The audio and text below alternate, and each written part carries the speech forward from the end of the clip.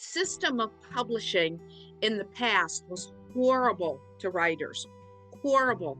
Like you wrote an entire book, and remember they were longer back then, Right. 300 pages or whatever.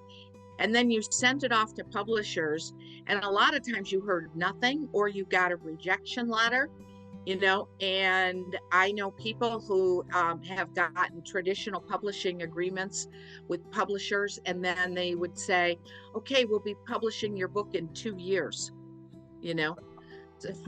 uh, Crazy. And self-publishing removes all of that, and now it's to the point where smaller publishers, not the big ones like Simon and Schuster or um, Harcourt Brace or Penguin or whatever, but some of the smaller publishers, they're actually looking for authors that they can publish books.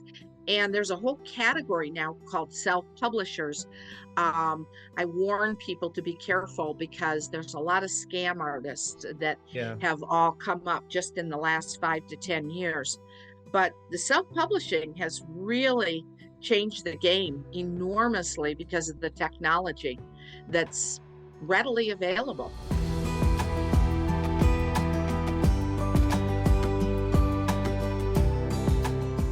Welcome to Connections. This is our video podcast series where we introduce and connect people that we know to people like you. And today I have got an extremely special guest. I'm really excited about this one because we've had a relationship on for 20 plus years where Denise and I have known each other. Denise Michaels is a book visionary, and she helps people envision, get their books published, do the things that need to be done in order to be successful in whatever it might be in book publishing. Now, Denise, as I said, you and I have known each other for over 20 years, but our friends don't that are going to be watching. So if you wouldn't mind, just go a little bit more into who you are and what you do, and we'll kind of go from there. Well, thanks, Glenn. I appreciate that. Book visionary, I love that. I am a book coach and a ghostwriter, which means I guide and direct people through the process of writing their own book, which a lot of people, they've got that book in their mind and on their heart, and they really want to bring it to fruition to help people, but they don't know how. They don't know where to start. So I provide a service that's very kind of one-on-one and individual, and guide and direct people through the process of becoming a book author. And I'm also a ghostwriter. And if you don't know what that is, a ghostwriter is a person who actually writes the book for you. Sometimes people say, is that legal? 80% of the famous people out there, when they go to write a book, they employ a ghostwriter. Now, it's their ideas and wisdom and experience and all that goes in the book, but somebody else's writing style in this case. And I help people with nonfiction books because that's what I'm interested in. That's what I enjoy. So it's like business books, personal growth, stuff on, maybe health and fitness, spirituality, all kinds of topics. I hate to say this, but I'm really not a fiction book reader. I enjoy nonfiction, and so I learn something from all my clients as we go along. But my whole idea is to help people have a book that's going to change lives in a positive way, and also one that my clients are going to be proud of for years to come. Sure. And Denise, I mentioned that we've known each other for over 20 years. The way that we met was we met through Robert Allen, the author of Multiple Streams of Income and Nothing Down. And you were one of my mentors. You were Yes. a person that when I got involved with Robert, I didn't really know what I was getting, but I knew that I wanted what he made me feel and made me believe that was in me. And one of the things was to write a book, and you helped me write my first book. I don't think you knew that I finished it, but I did, and What's I it, up? it didn't really go anywhere. But you know what? It did a lot for me personally. And then I've written 4 more books since then. They're all kind of in the same space.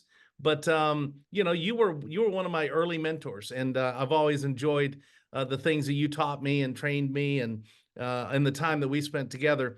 Let me ask you a question, if you don't mind, because if I'm somebody listening out there and don't know what we're talking about, and all of a sudden now we're talking about publishing a book, Um, who needs to write a book?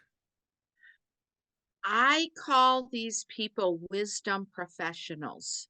Ooh, that's good. And yeah, they are people who um, sell their wisdom.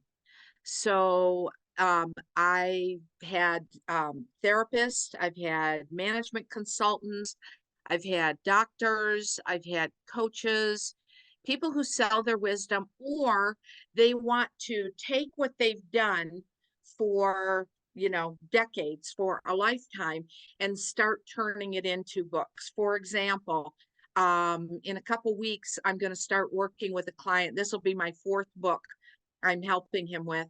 And his entire expertise is on HR, human resources, and he works for a company. And, for a while he did his own thing. And I don't know why he did it, but because he was making six figures in Yeah, his own business, but he decided to take a job with the company. And but anyway, he's starting another book in 2 more weeks. So anyway, but largely the wisdom professionals are the people who really need that support and encouragement, and that prestige of being a book author. People who are in the sort of milieu of being a book author, they think everybody is writing a book. And those people who are not in that space, they think, who would write a book? yeah, But it really does add to sort of a sense of gravitas and seriousness of purpose for what it is that you do. So sure. When we first got to know each other, I mean, the internet was a thing, but the extent that we had was basically chat rooms. You mentioned Skype. There was some early stuff there, but for the most part, when you were mentoring me, it was on the phone, and yes, it was conference calls, and then we would have I think twice a year we went to a location. I think we went to Atlanta once, where I happen to live now, but I was in Florida at the time, and I think you're out in Vegas or something like that, out in the West Vegas, Coast. baby, There you go. Super You've Bowl been there this forever. weekend. Yeah. Yeah. Super Bowl. That's right. And so if you don't mind, I mean, just kind of, because I think the people who aren't into personal development or what did you call it? Wisdom, Wisdom yeah, professionals. wisdom professionals. Um, I think they look at people who are in that, and they got this weird kind of like, what's with those people? They're different. And yet people are doing blogs, and they're doing videos and showing, they're expressing themselves like some people do with the book. And I'm Right. wondering if there's some way that you can kind of tie that book thing to, like, maybe somebody does blogs or something like that. Is there a book in that? I have had clients who have used blogs that they've written in the past, like maybe they've been writing a blog post a couple of times a week for a couple of years now, and take what they've written and utilize it as content in their book. Now, most of the time that's not the case. But maybe 3 or 4 times I've had somebody who was a blog writer, and now they want to take it. And, it's not just a case of like, okay, I'm just going to copy and paste and call it a book and try to sell what I was giving away. It's just that the blog will provide some content. And the other thing the blog provides is that if you've been doing it, you've been able to see all along what people respond to and what people comment on. And that's the stuff you probably want to expand upon and do more of, in those topic areas. But yeah, I mean, blogs have been around now for almost 20 years, you know, Right. and books have gotten shorter. I remember Multiple Streams of Income was 330 something pages long, and now a full length book is considered anything over about 175 pages. Really? So, it's changed. Yeah. When we say publish a book, I think that, the person who hasn't done it before, they think big publishing house, how do I get it sold, all of that. And I'm sure that there's something to that. How does somebody, does the average person, if they decided, you know, I hear what you're saying and I've kind of got a story I want to tell, or I hear what you're saying and I've written this blog for a long time and a lot of responses, or I hear what you're saying, I might add to my press feed. How do you move forward on something like that? I mean, obviously use somebody like you, but you know, what is the process? Well, the first thing they need to do is write the book, you know. Um, um, I mean, I don't know how far back you want me to go to the beginning, but the first thing you want to do is have a book that you want to share. And then a lot of people today do what's called self-publishing. You can upload a book onto Kindle Direct Press, known as KDP, for free, and within 24 hours you have a book for sale. Now there's more to it than that in terms of strategy and getting your book to become an Amazon bestseller, so then Amazon starts promoting it, and there's more to it. But it starts with having a good book and something that people have an interest in. If you want to write a memoir, for example, it used to be memoirs were the slowest selling book category, but they've picked up quite a bit. So you want to do keyword searches to see, is it something that people are interested in, before you go ahead, unless you're writing it purely for, catharsis and almost like therapy, which is great. I mean, there's a lot of people who do that. Sure. And I've had people who, they start out and I mean, bug to they got a bone to pick with somebody or something, or an issue or whatever. And then as they get going in the book, they realize there could really be some value to readers, and they can transform it from something where they're just kind of venting to something that really helps readers. And that's what's important to me, is write books that are helpful to readers, so it can change their lives. Yeah, But so and it, I it think was so go ahead, I'm yeah, sorry. that's okay. The system of publishing in the past was horrible to writers. Horrible.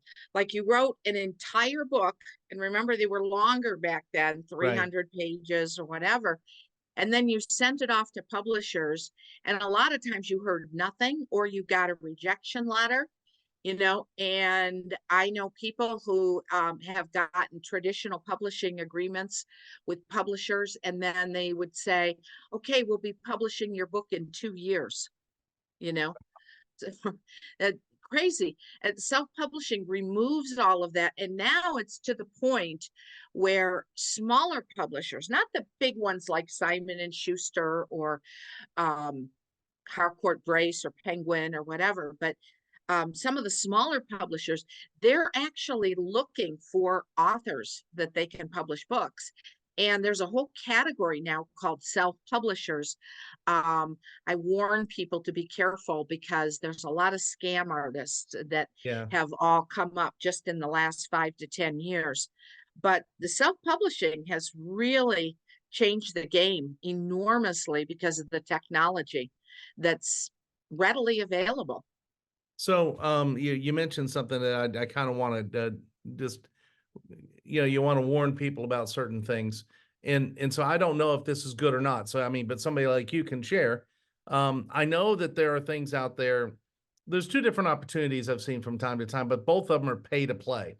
One of them is, pay us, 2,500, 5,000, $10,000, whatever it is, and we'll put you in a book with one of the big famous authors. Or number two is pay to play, and we'll publish your book and we'll put you in the bookstores. Yeah, the thing is that writers like to write. They don't like to market. I have a Facebook group I started like 12 years ago called Writers of Nonfiction. And I see it's like 6,000 members now. And I see people in there all the time, and they're working on 3 different books because they don't want to market any of them. Yeah. So when somebody comes out with a promise like, we're going to do this for you and we're going to do that for you, man, oh man, it's like, take it with a grain of salt, because it's just not true. Um, I have been featured in a couple of these books where you write a chapter Right. and it's on kind of a topic. And the reason I was in those books is because one of them, I was still working for Robert Allen. And so because I had pretty good name recognition back then, they offered it for free. And I was one of the sort of semi-stars in that book. Um, and then another one I did because a person owed me money. She owed me quite a bit of money. And so she said, how about I just put you in my book? Well, I wanted to keep the friendship and everything. So I said, Sure. okay, I'll do it. Now, in both cases, it never got me anywhere. I mean, I think one of those books, somebody sent me an email one time and said, I read your chapter in the book and I liked it and thank you for doing it. And I got back to them and said, you're welcome. Can I help you in any way? Do you have any questions or whatever? And they ghosted me. I never heard back from them. Hmm. So to pay, I mean, I've known people that have paid $6,000 for that, you know. Um, the thing is they usually put on the cover like the Tony Robbins and the Mark Victor Hansons and and the big stars and stuff like that, because they let them in the book for free, Right. so that their name on the cover will sell the book. But as far as like getting exposure from it, I don't know anybody who's like gotten more clients or it's sold more of their own books or anything like that.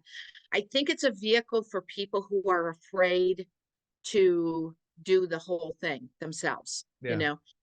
And then there's also, like you said, pay to play. There's services where you pay X number of dollars and they publish the book for you. This used to be called vanity publishing.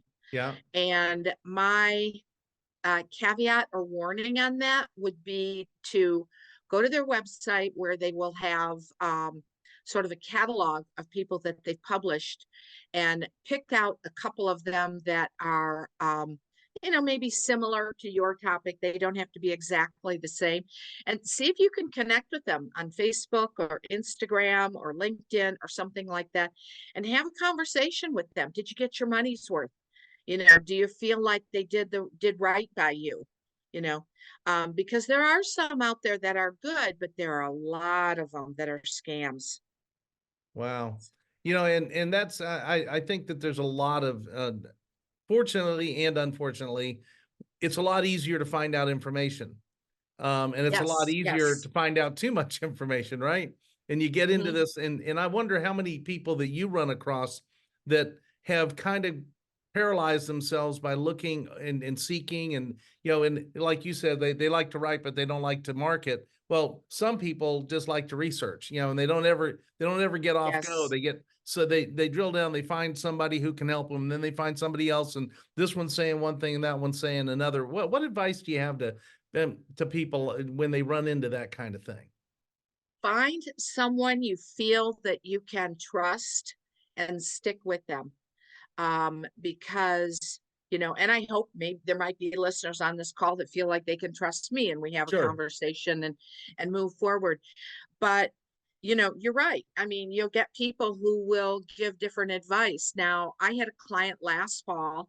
She did not go with my whole package. She just went with a few sessions, and I took her through the process of creating the foundation in her book. But she's one of these researchers, and she comes from an academic background. She has a PhD and everything. And she's like, Denise, I'm going to spend the next year doing research on my book. So I'm like, Well, okay, you do it, yeah, right? So at any rate, but I mean, there's some people that this is a hobby and they're never going to have a book, and it's okay to have a hobby, but it's incredibly satisfying to have people tell you how your book, changed their lives in some positive way. And also your book bring you speaking engagements and bring you promotional opportunities and bring you, more book sales and just more clients and all those good things. But you have to get to the finish line if you're going to do that. yeah. Well, you mentioned early in that conversation right there about you hope that people would trust you. Well, I can tell you that I trust you. Thank you. I went through working with you, and I actually published a book. I published several of them, and you say about being tremendously satisfying. One of the great things about having a book is, you know, it's always out there somewhere, and you never really Yes. know who it impacts. And then every once in a great while, you get a message. I got a message from a chamber executive because I wrote this book a couple of years ago, many years ago now, with a friend called his name's Ben Turpin, and the book's 101 Networking Nuggets, and we targeted at chambers. And so this friend of mine in the chamber industry, just out of nowhere, one day posted on my Facebook page. I hadn't heard from him in probably a year, and probably only heard from him 1 or 2 times a year for the past 10 years. But he said that he had ran across my book and handed it to his head of I think membership or whatever, and she says, where'd you get this thing? He said, well, I know a guy.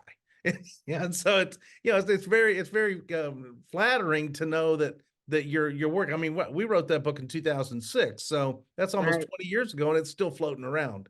And so that's one of the great things about having a book is you really it is so it's such a legacy piece. And Yeah, it really is. It's interesting when people say, I want to leave a legacy. Most of the times they're thinking in terms of financial, but a book really is a legacy piece. And I've told Ernie, if I go before you do, you know how sometimes at a funeral, they'll have like a table set up with things that were emblematic of the person's life. I said, I want you to put copies of my books right there, not necessarily for sale, but just, that would be tacky at a funeral, but it's like this is what I did. And the first book that I did was a book on marketing for women small business owners.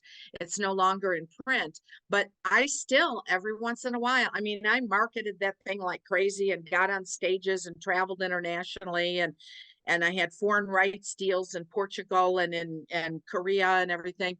But every once in a while that book still pops up and people say, yeah, I have that book. I bought that book, and they'll tell me, how it helped them and it changed them. And I know for me, it got me tons of speaking engagements all over the US, in Canada.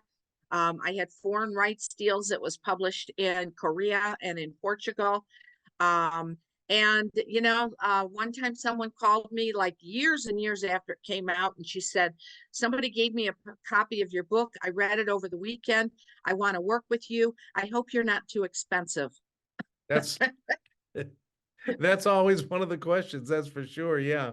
So let me ask you this, because obviously right now there's a big buzz about Chat GPT and AI and things like that. And it's really incredibly easy to write a book that you didn't write. What do you have to say about that? Well, I mean, I have Chat GPT and I've used it a couple of times for like business letters and little short articles and things of that nature. The technology isn't quite there yet to write a book. And most writers that I know, they're like, they feel like it's a little too pie in the sky, not the technology, but like what the results are. It's a little too over the top what they get as a result. And it's a wonderful tool, but you still need your wisdom and your experience and your brilliance to go into it. And then I remember one time I had a client, a ghostwriting client, and he wasn't happy with a chapter. And I said, I'm just going to try something. So I plugged it into Chat GPT just to see what would happen, Yeah. you know. And I swear to God, after they were done with it, it was so, like I say, over the top. I spent 10 hours editing what Chat GPT came up with to make it sound more like him again, you know. Right. And you just said So something really, really important right there, and that is sound like him again. Yeah, I think that one of the things that's lost in that is that when you write a book, or even when you just write a post or whatever, there's part of you in it. And right. and if you aren't real, well, then people are going to read that. Yeah. And people have access to you in different ways nowadays. Like, this podcast, I mean, Glenn's personality comes across, and, as I'm speaking, my personality comes across. And it's like, if I was to write a book and put it through Chat GPT, which I could do, I guess, and it doesn't sound or feel like me, and then somebody hears me speaking, or they come to a class or workshop that I do, or something, whether it's online or offline, there's kind of like a lack of integrity in that, where Yeah, people are like, this doesn't sound like the same person. sure. So I don't know, it might get there, but I would say it's not there yet. So, one of the things that I know happened to me and still does, I mean, even when I'm just doing like a social media post, is I want to say something, but I don't know what to say. Kind of got, I guess, the words writer's block or something like that. What do you do about Right. that? Well, that's like short copy. I would say, I mean, it all depends on what you want to communicate. Can you give me for Well, instance? no, I'm just saying in general, if somebody has like writer's block, they can you help them with their writer's block? If Oh yeah. Well, writer's block a lot of times is about fear, you know, okay, and I really believe, like, once you put the foundation of your book in place the right way, it becomes much easier to write. I see people in my Facebook group, and they go, where do I start? And they say, just write. Don't worry about anything. Just write. And I think that's the worst advice under the planet, well, and that's you what know. you hear from a lot of people. Yeah, yeah, it's bad advice. Get the foundation of your book in place. Know and understand your why. Why are you doing this? What's motivating you? What is it of value that you want to share with readers? All right. Provide value. If it's a how-to or personal growth book or business book or fitness or whatever, you know, value comes in being prescriptive. Nowhere on the planet can you tell people what to do like you can when you write a book. And people, I mean, in real life, one-on-one, people get offended sometimes. So we're like, I don't know, I don't want to give advice. But when you write a book, people want advice. People want to be told what to do. And the other thing is don't be afraid to share your emotions. you know don't be afraid of that, because what it does is it gives readers permission to feel their emotions you know Yeah. and so if you were scared and frustrated or something, write about it. Tell the truth. Be who you are. Yeah. And like I say, it gives readers permission to do the same. So anyway, but putting those ducks in a row before you start writing book chapters will help make it a ton easier for you. And I know what happens with my clients, my coaching clients, when we go through that process of the foundation and your why and all those things. Then they get to the chapter writing and they're like, yep, I know what I'm doing. I'm ready to go, right? And, Yeah. a week later, I get a chapter in an email, and then I edit it for them and everything and send it back. And then we talk about it together. Um, and everything. But having that foundation, that's critical to Well, overcoming writer's block. yeah, you said make it easier. And so obviously one of the ways somebody can make it a lot easier is to work with you. And so if somebody somebody wanted to work with you, how would they get in touch with you and what and kind of I mean, like for example, you mentioned your Facebook group. Is that a private group or is that a Nope, public? that's Okay, so how anybody can can people join get it. in touch with that? How can people get in touch with you? And we'll try to put Okay. a link in when we publish this as well. So Well, I appreciate that. The group on Facebook is called Writers of Nonfiction.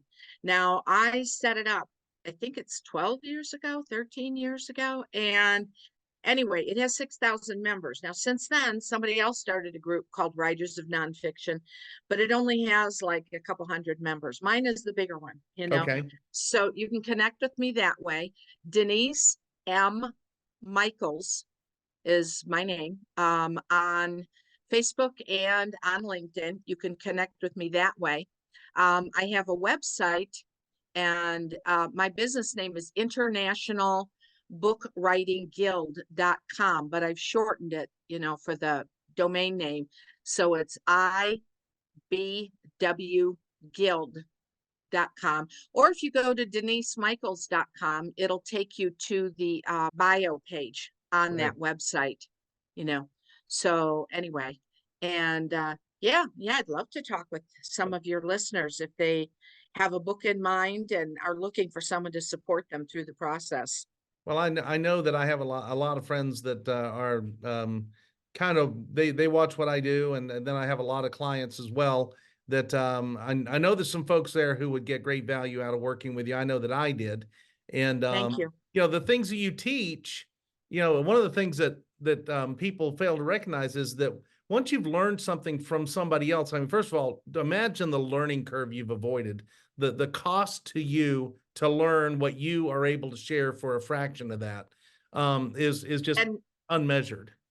and landmines. I mean, people put things in their book and they don't I mean, they're doing the book because one, they want to, get their message out and help readers and stuff like that. But the other thing is, and it's just as important, is they want to get business out of it. And there are people who put things in books that they don't realize it when they do it, but it's big time going to put the kibosh on all their desires to get business out of it, and they don't know what those things are. You know, Right. one when I remember I worked with a woman, this is quite a few years ago, and she connected with me on LinkedIn just a few days ago. But anyway, her first book had all these quotes by Tony Robbins, you know, and okay, Tony Robbins, yay, whatever, right? And I said, why would someone, if you put all this stuff in your book by Tony Robbins, why would someone want to do business with you? They're going to go down Tony Robbins' funnel and go to his seminar and pay him the money rather than take an interest and find out about your coaching and the classes you offer and things like that. Because he's like the big famous star that's been out Right. there for 30 something years, right? And people don't even realize that. So I tell people, if you're going to put quotes in your book, keep them very brief. Keep them like a couple sentences, give them their due, give them credit for what they did.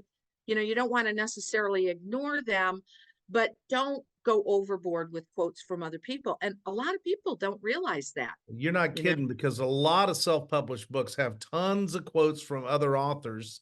And it's kind of like on your webpage, the last thing you want to do is lead them to somebody else. I mean, Right. you're trying to keep them for you and put them in further into your thing. That's a really valuable tip that I appreciate. Well, listen, Denise, I've got a million of them. I know you do. I know you do. If you would remind everybody how to reach you again, because you've been more than generous with your time. So. Well, thank you. Thank you so much. I'm Denise M. Michaels, both on Facebook and on LinkedIn. Web address is ibwguild.com or denisemichaels.com will take you to the bio page. Or you can join my Facebook group called Writers of Nonfiction. It's the one with, I think I'm up to 6,700 members now. Anyway, those are good ways to get a hold of me. And I love talking with people about their book ideas and where they're at and everything. I love to do it. After we're done, that's what I'm doing, talking to Well, somebody from Ohio. So, you show it in everything you do. We're so grateful. I'm grateful that I met you and that we've been able to continue our relationship for these 20 plus years. And I'm looking forward to another 20 plus with you. Thanks so much for spending time with me today and with our listeners today. And I just want to encourage you that if you have any interest whatsoever in writing a book, that's one of those things been kind of gnawing at you, one of those things that you think, I really need this book to come out of me. Or if you think, that maybe you have a message that you hadn't really thought about being a book, but you've always thought that you had something special, I really want to encourage you to reach out to Denise, because she can pull that from you and help you get it out and onto where it's helping other people. So I want to thank you yeah, so much again. if you set a goal and said, this is the year I'm going to do my book, it's like, let's get going. It's February. Absolutely. Absolutely. Well, thanks so much, Denise, for being with us. This is Connections. I'm Glenn Gould, and we want to thank you for being here. We'll see you soon on another Connections. Bye now.